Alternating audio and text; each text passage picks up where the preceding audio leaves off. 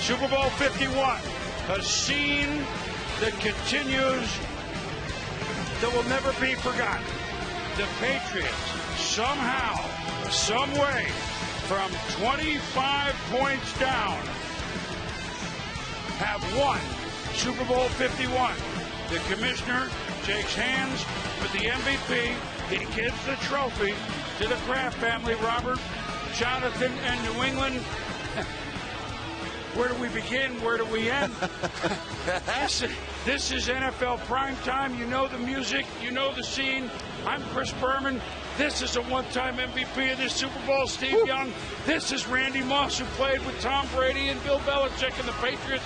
All we have to say is if this was preordained, all the commissioner and the trophy and the history, and if this was preordained, what an odd way to deliver it. Wow! I feel like I was a witness. I feel like something really special generationally happened in one of the great football games in the history of the game. And then it happened to be at a time and a place where Tom Brady, I mean, those of us that have climbed Everest and put the flag in and smelled the air, the lack of it or whatever else, but then you have to come back down. And I just got to feel that Tom Brady has basically built a house up there. He's just going to live there. He doesn't like the lower elevation. He's just going to hang out there. And there's something about tonight that just feels like it's different than any of the big games. How many Super Bowls have we sat or stood and watched the last play go either way? Great games. But something about this game and what it meant for 5 Super Bowls for the Patriots. Tom Brady 5. And what was on the line and how it came and unfolded. Randy, I got to be honest with you. I sat there and when they scored to win it, I'm like, I was here, and I'll be telling my kids I was here. Well, the thing about it, man, it was a lot of buzz in the air, man. I'm actually speechless.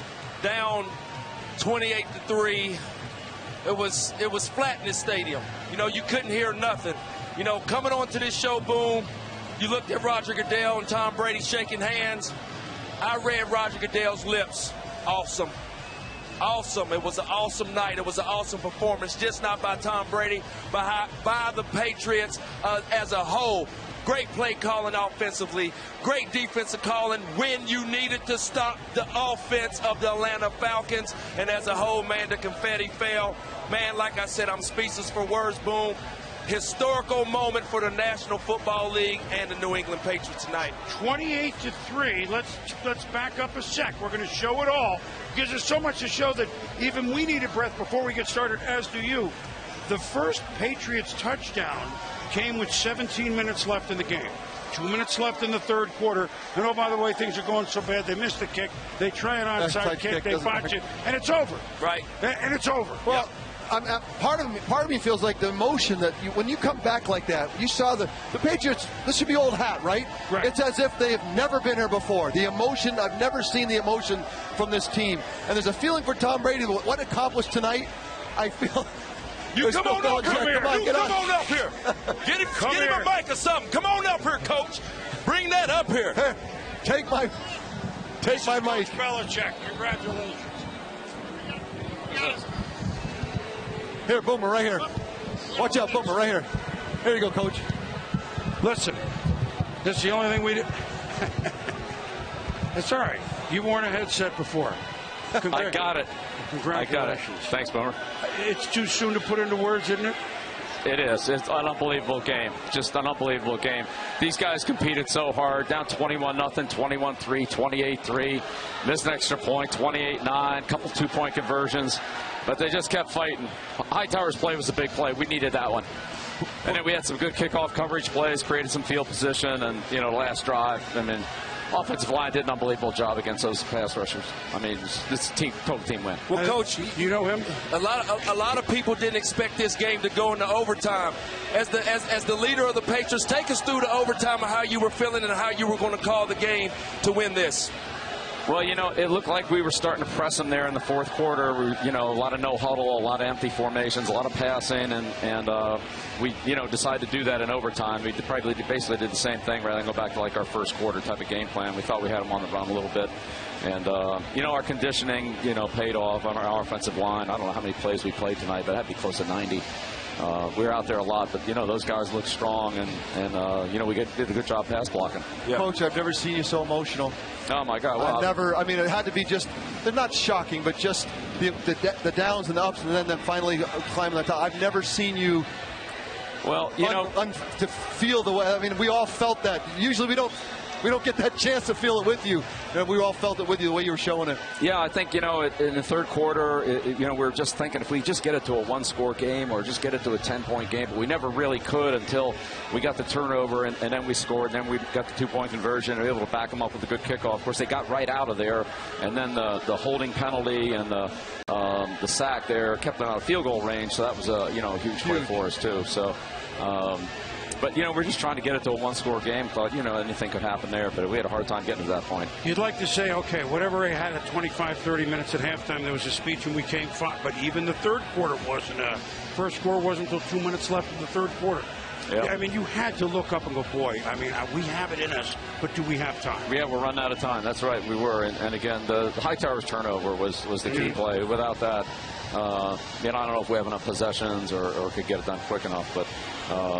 that was huge. And then, honestly, I mean, when they got the ball back with a minute to go, they're pretty dangerous, especially with the field goal kicker they have. I mean, all they got to do is get across the 50, and, he made that 58-yarder against San Diego. So, we knew that they had a good, they didn't need much field position to get in the field goal range. So, fortunately, we were able to get the end of the clock. And then we tried to run that, the hill, we call it the Hilltopper play, the fake kneel down, right. But they played that pretty good. So, Coach, it looked like Atlanta defense just said, we're going to play man free safety, wave to Tom Brady to free. Hey, I'm here. We're going to line up, and they never stopped. It seemed a couple of cover twos, a little here and there, but it was all single safety man. Most of it, yeah. And I mean, it's just like they lined up and said, "This is what we're going to do." Yeah, I'd say it's probably about 3 to 1. Post safety man, a little bit of post safety zone, a little bit of 2 deep man, a little here and there, not much. But really, it was a cover 1 game. It was a cover 1 game, absolutely. And we didn't have a lot of success running the ball. But, we were able to make enough throws outside, and that finally, was the difference for us. And we were able to get the ball to the perimeter to Hogan and Julian, Danny on that, sideline route there in overtime. So, those are some big plays for us. Well, Coach, this is my last question. With Tom struggling in the first half and then being able to come back in the second half and just wow the whole world, just talk about his greatness, Coach. Just where do you see Tom winning his 5th Super Bowl? Just talk about it, Coach. Well, again, Randy, it was one of those games where, we moved the ball, but we didn't have any points to show for it in the first half. But we had some decent drives. But we just kept grinding it out, just keep trying to find plays. James White gave us quite a few plays. Right. Malcolm Mitchell stepped up and gave us some plays. Marty gave us some big plays. Yes. And, we were just trying to squeeze out some plays here and there, in man coverage, primarily in man coverage.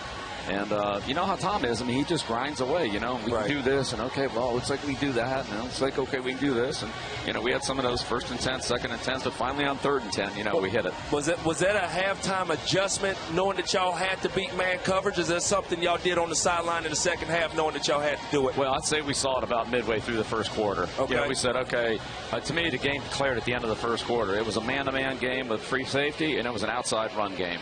And, we didn't do a great job at either one of them, but it declared early, and then we just played it from there.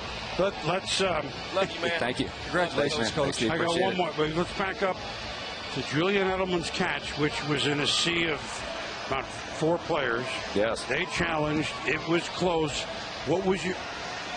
What did you think before they challenged? Did you think, okay, they called a catch? Yeah. That put it all into motion, didn't it? Yeah, well, I mean, first of all, the catch that Julio made on the sideline was unbelievable. And I had the flag out of my pocket, and then I saw the replay on it, and it wasn't even close. I mean, he got both feet down 5 foot. And then Julian's play, it looked like, kind of like, the Seattle game, right. On Malcolm. And then when they replayed it, it was, he got his hand under there. So that was a great. So the conversation then for that drive to tie it. Give me a couple of conversations with you and Tom, and I'll let you go. You've been more than gracious. So now you got the ball. You're in position. You got plenty of time. Yet Yeah, I mean, look, everything's, it's 4-down territory. We're going to, try to use our backs. They gave us a couple zones there at the end. We were able to hit James on those little angle routes against. I think they finally figured, hey, got to do something different. Yeah, they played that weak side zone coverage, and so there was a lot of space there. Tom, saw that and hit it. Josh called a great game. He had some, and getting Danny, that was another zone call where the safety was kind of inside. Danny ran the option route on the curl defender and, beat him to the end zone. So, great execution. And you got to give our offensive tackles a lot of credit. I mean, Nate and Marcus Cannon blocked Beasley. They blocked Reed, and they blocked Freeney. Not perfectly, but, they blocked them. I don't know how many times they threw the ball. It had to be 60 passes tonight. Yep. Listen, just another night at the office. Right, Bill? It was an amazing night, Chris. Unforgettable night. And, of course, to be able to, have Stephen and Brian on the staff, to win one with them is just makes it even more special. Congratulations. Number 5. I mean, and this is, I know on your farewell tour, I'm glad I can make a stop on that, too. Well, you know what? And you gave me overtime. You didn't want to let me go. Thank you very much. That's very kind of you. I appreciate it. You got it. Thank you. Congratulations. Thank you. You got it. Thank you, lady. Thanks for coming. I mean, really appreciate it. All right, you got it, Coach. Hey, thank you. Well, Little unexpected. how's that for you? So you wanted to break down the game? Tell you what. So the analysts need to go. We're done. Analysts need to go home now. So, all right, the game. What were we talking about? Some game?